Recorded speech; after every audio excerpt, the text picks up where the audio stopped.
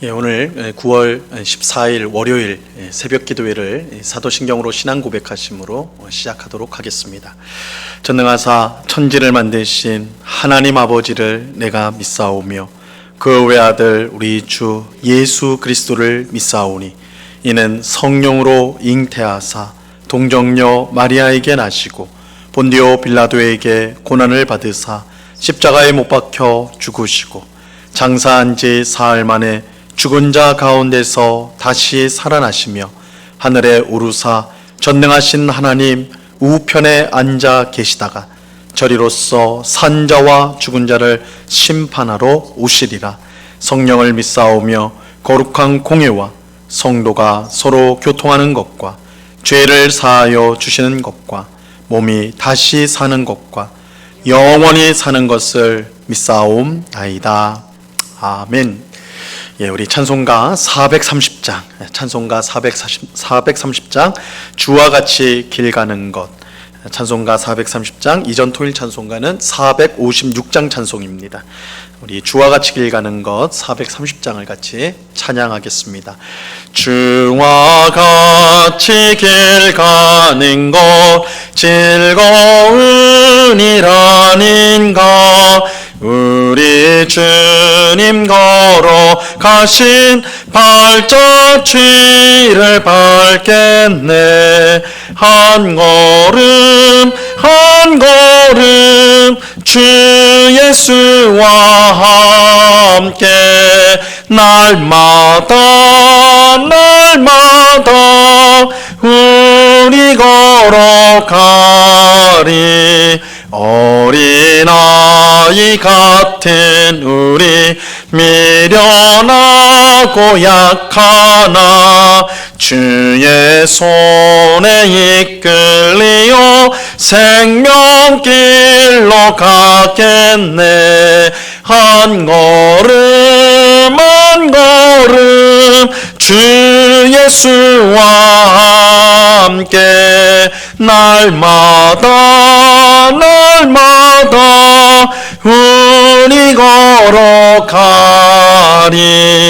꽃이 피는 들판이나 험한 골짜기라도 주가 인도하는 대로 주와 같이 가겠네.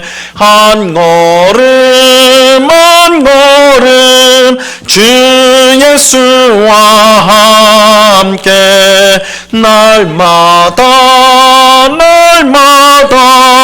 우리 걸어가리.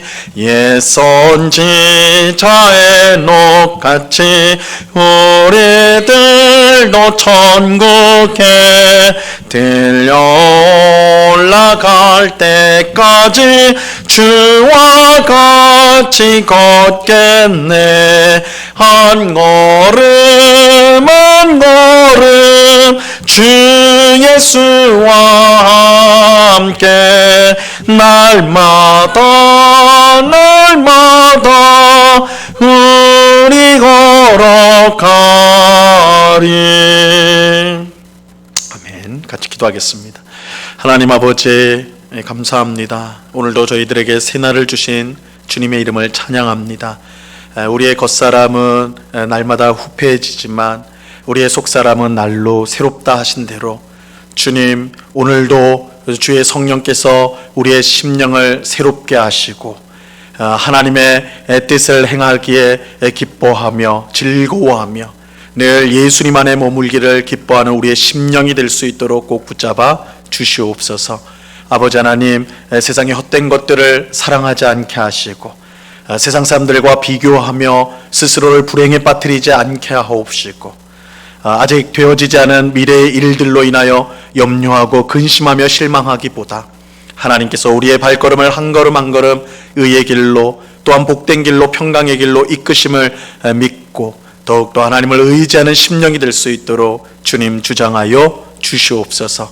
아버지 하나님, 우리의 모든 더럽고 추악한 죄악을 십자가 보혈로 깨끗이 씻어 주시옵소서.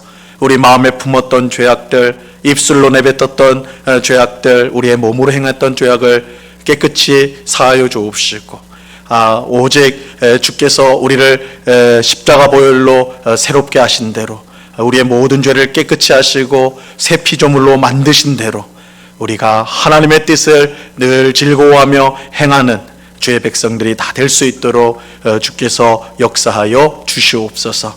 아버지 하나님, 이 시간 주의 말씀을 듣고자 합니다. 성령 하나님께서 밝히 조명하여 주셔서 주의 말씀의 뜻을 잘 깨닫게 하시고 이 말씀이 우리의 영의 양식이 되게 하시고 주님과 동행함이 얼마나 복된지 말씀을 통해 확인하며 우리가 결단하는 복된 시간이 될 수 있도록 도와주시옵소서.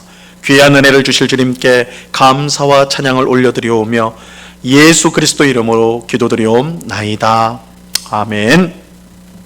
하나님 말씀을 같이 봅니다. 누가복음 2장 39절 40절 두 절 말씀을 다 같이 보겠습니다. 누가복음 2장 39절과 40절 두 절 말씀을 같이 보도록 하겠습니다.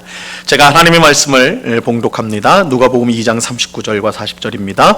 주의 율법을 따라 모든 일을 마치고 갈릴리로 돌아가 본 동네 나사렛에 이르니라. 아기가 자라며 강하여지고 지혜가 충만하며 하나님의 은혜가 그의 위에 있더라. 아멘.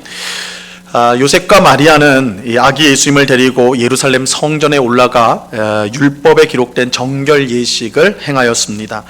이때 성전에서 아기 예수님을 환영했던 두 사람을 만나게 되지요. 바로 시므온과 여자 선지자 안나였습니다.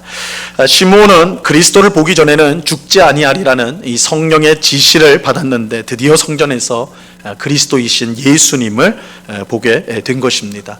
그는 예수님, 아기 예수님을 품에 안고 감격하면서 하나님을 찬양하였어요. 또 여선지자 안나 또한 아기 예수님을 만나는 감격을 누렸습니다.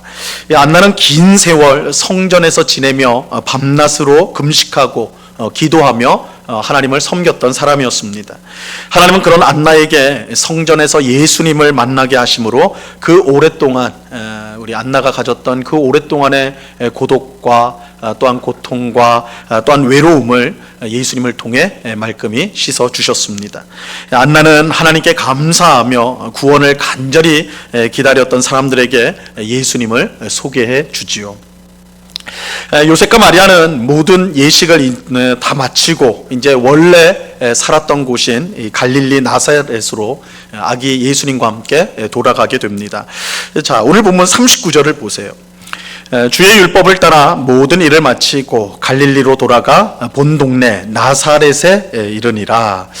예수님은 이때부터 어른이 될 때까지 나사렛에서 사셨습니다. 그래서 사람들은 예수님을 나사렛 예수라, 나사렛에서 자라셨기 때문에 나사렛 예수라 불렀어요. 근데 이 나사렛 예수라는 말은 사실 그리 듣기 좋은 말은 아닙니다. 듣기 좋은 말은 아니었어요. 우리식으로 하면 이 나사렛 예수는 촌놈 예수다. 나사렛 예수란 말은 촌놈 예수다, 예수가 촌놈이다 라는 말과 별로 다르지가 않기 때문입니다. 예수님께서 자라신 갈릴리는 분명 이스라엘 땅에 속한 곳이었지만 사람들은 이방의 갈릴리라, 분명히 이스라엘 땅인데 사람들은 이방의 갈릴리, 이방 땅과 같은 갈릴리라 이렇게 불렀어요. 이사야서 9장 1절 말씀에 보면요, 이렇게 말씀합니다. 전에 고통받던 자들에게는 흑암이 없으리로다. 옛적에는 여호와께서 스불론 땅과 납달리 땅이 멸시를 당하게 하셨더니 후에는 해변길과 요단 저쪽 이방의 갈릴리를 영화롭게 하셨느니라. 이방의 갈릴리를 영화롭게 했다. 이 갈릴리를 이방의 갈릴리라 이렇게 부르죠. 이처럼 이스라엘 땅에 속한 갈릴리를 이방의 갈릴리라 이렇게 부른 이유는 갈릴리가 이방 땅과 붙어있는 이 경계에 있었던 지역이기 때문입니다. 갈릴리가 이방 땅과 붙어 있었기 때문에 당연히 이방 사람들이 많이 오갔고 그 결과 갈릴리 사람들은 이방 문화에 적잖은 영향을 받게 되었습니다. 가까이 있으니까 이방 사람들과 가까이 지내고 그러다 보니까 그들의 그 문화에 익숙해지는 것 당연한겠죠. 이 정통 이스라엘 백성은 이방 문화에 젖은 갈릴리 사람들을 문제가 많은 사람으로 보았어요. 그래서 갈릴리를 이방의 갈릴리라 이렇게 깎아 불렀던 것입니다. 근데 예수님은 그런 문제 많은 갈릴리에서도 한참 안으로 들어가야 하는 이 촌동네 나사렛에서 사셨어요. 나사렛은 갈릴리 안에 있었던 작은 동네로서 그야말로 보잘것없는 촌동네였습니다. 어느 누구도 촌동네인 이 나사렛에서 어떤 대단한 인물이 날 것이라 기대하지 않았습니다. 그래서 요한복음 1장에 보면 이 빌립이 나다나엘에게 내가 메시아를 만났다 하면서 그는 요셉의 아들 나사렛 예수다 이렇게 이제 소개를 해요. 내가 메시아를 드디어 만났는데 그가 요셉의 아들 나사렛 예수라 이렇게 말합니다. 이때 나다나엘이 즉시 이렇게 말을 해요. 요한복음 1장 46절에 보면 나다나엘이 이르되 나사렛에서 무슨 선한 것이 날 수 있느냐 빌립이 이르되 와서 보라 하니라. 이 나다나엘은 나사렛에서 무슨 선한 것이 날 수 있느냐, 나사렛은 기대할 곳이 아니다. 거기서 어떤 하나님의 사람이 나타난다고, 어떤 메시아가 나타난다고 있을 수 없는 일이다. 그런 나사렛은 그런 곳이 아니다. 이렇게 말했어요. 이것이 당시 일반적인 이스라엘 백성이 나사렛에 대해 갖고 있었던 생각이었어요. 나사렛은 그야말로 보잘것없는, 아무것도 기대할 수 없는 그런 동네였습니다. 근데 예수님은 바로 그런 나사렛에서 자라셨어요. 그리고 훗날 나사렛 예수로 사람들에게 불리셨어요. 이것은 예수님께서 얼마나 낮아지셨는가, 예수님이 얼마나 낮아지셨는가 그걸 잘 보여주지요. 예수님의 낮아지심은 단지 그가 태어날 때 짐승의 구유에 누우신 것, 그리고 목자들, 사람들이 멸시하는 목자들에게 환영을 받은 것, 가난한 부모에 의해 태어나는 것, 거기에 그친 것이 아니었어요. 예수님의 낮아지심은 그가 사람들 앞에 나타날 때까지 줄곧 나사렛에서 자라신 것에서 잘 드러납니다. 오늘 우리식으로 하면 예수님은 서울이 아닌 지방 어느 농촌에서, 아주 지방에서도 저 산골짜기에 있는 그런 농촌에서 자라셨고, 서울 명문대가 아닌 듣도 보도 못한 학교의 출신이셨다. 이것이 나사렛 예수의 의미예요. 요즘 금수저, 흑수저란 말이 유행합니다. 신문에 보면 금수저, 흑수저 뭐 이런 말 많이 나오죠. 어떤 사람은 태어날 때부터 금수저를 물고 태어나가지고 자기가 원하는 대로, 하고 싶은 대로 다 하면서 살지요. 하지만 어떤 사람은 태어날 때부터 흑수저를 물고 태어나서 평생 뼈 빠지게 일하지만 조금도 나아지지 않는 비참한 삶을 살아갑니다. 많은 젊은이가 자신을 흑수저라고 말하면서 세상의 불공평함을 원망하지요. 그러면서 이번 생에는 망했다. 다음 생애가 였는지 뭔지 그렇게 생각하면서 이번 생에는 망했다. 이렇게 말하죠. 그러면서 최선을 다해 사는 거, 노력하면서 사는 거, 그거 다 헛된 것이다. 이렇게 생각합니다. 흑수저는 아무리 노력해도 안 된다는 거예요. 물론 이 세상이 불공평하다는 것, 그거 사실이에요. 엄연한 사실이에요. 어떤 사람은 정말 금수저를 물고 태어납니다. 또 어떤 사람은 정말 흑수저를 물고 태어나지요. 흑수저를 물고 태어나면 아무리 몸부림쳐도 금수저 물고 태어난 사람만큼 살기 어려운 것이 사실이에요. 분명히 이 세상은 불공평합니다. 심각한 차별이 분명히 존재해요. 하지만 우리가 이런 세상 속에 살면서도, 이런 불공평한 세상 속에 살면서도 여전히 희망을 가질 수 있는 근거가 있습니다. 그것은 하나님의 아들 예수님께서 흑수저로 이 세상에 오셔서 사셨다는 사실입니다. 사실 예수님으로 말하면 이거는 뭐 비유하자면 금수저도 아니고 이게 다이아몬드 수저라고 할까요? 예수님은 다이아몬드 수저 물고 태어난 분이라 할 수 있을 거예요. 예수님은 하나님의 아들이고 하나님과 동등된 분이기 때문입니다. 하지만 그런 예수님이 흑수저 중에서도 가장 초라한 흑수저를 물고 태어나셨고 자라셨어요. 그렇게 사셨어요. 예수님께서 나사렛 예수로 사셨던 것입니다. 이건 무엇을 말하는 것일까요? 우리는 이 세상을 잘 살기 위해서 환경과 조건이 중요하다고 생각을 해요. 금수저를 물고 태어나야 한다는 것이죠. 하지만 예수님은 금수저, 흑수저가 진짜 문제가 아니라는 것을 우리에게 보여줍니다. 예수님의 삶 자체가 우리에게 메시지인데, 그분의 말씀만이 메시지가 아니라 사실은 그분의 삶 자체가 메시지예요. 그러니까 이 우리의 인생에 중요한 것은 어떤 조건이나 환경 아니다, 금수저, 흑수저가 아니다, 이것을 예수님은 그의 삶을 통해 메시지로 보여주는데, 그럼 중요한 게 뭐냐? 정말 중요한 것은 내가 어떤 수저를 물고 태어났느냐가 아니라 바로 가장 우리 인생에 중요한 것은 하나님입니다. 하나님이 나와 함께 하시는가? 하나님의 은혜가 내 위에 머물러 있는가? 이것이야말로 우리 인생을 결정짓는 가장 중요한 문제입니다. 하나님이 나와 함께 하신다면, 하나님의 은혜가 내 위에 머물러 있다면, 내가 비록 흙수저로 태어났다 할지라도 내 환경과 상황이 정말 조건이 정말 부족하고 열악하다 할지라도 우리는 얼마든지, 하나님이 우리와 함께 하신다면, 하나님의 은혜가 우리 위에 머문다면 우리는 얼마든지 복된 삶을 살 수가 있습니다. 왜냐하면 나와 함께 하시고 내 위에 은혜를 머물게 하신 하나님께서 우리 인생을 반드시 복되게 만드시기 때문입니다. 예수님의 생애가 하나님 앞에서 복될 수 있었던 것은 그가 좋은 부모나 좋은 학벌, 또한 좋은 경제적 형편에서 자랐기 때문이 결코 아닙니다. 이거 너무나 우리가 잘 알죠. 다시 말씀드리지만 예수님은 나사렛 예수였어요. 흙수저 예수입니다. 하지만 예수님은 하나님과 늘 함께하였고 하나님의 은혜가 그 위에 머물러 있었기 때문에 가장 복된 삶을 이 땅 가운데 살아갈 수가 있었어요. 오늘 본문 40절을 보세요. 40절을 보면 아기가 자라며 강하여지고 지혜가 충만하며 하나님의 은혜가 그의 위에 있더라. 예수님께서 자라며 강하여졌고 지혜 또한 충만해지셨습니다. 어떻게 그럴 수 있었는가? 하나님의 은혜가 그 위에 있었기 때문이에요. 하나님의 은혜가 그 위에 있었어요. 우리가 비록 흙수저라도 하나님의 은혜가 우리 위에 머물러 있다면 우리는 얼마든지 복된 삶을 살 수가 있습니다. 좋은 환경이, 돈이, 학력이, 권력이 우리에게 복된 삶을 가져다 주는 것이 아닙니다.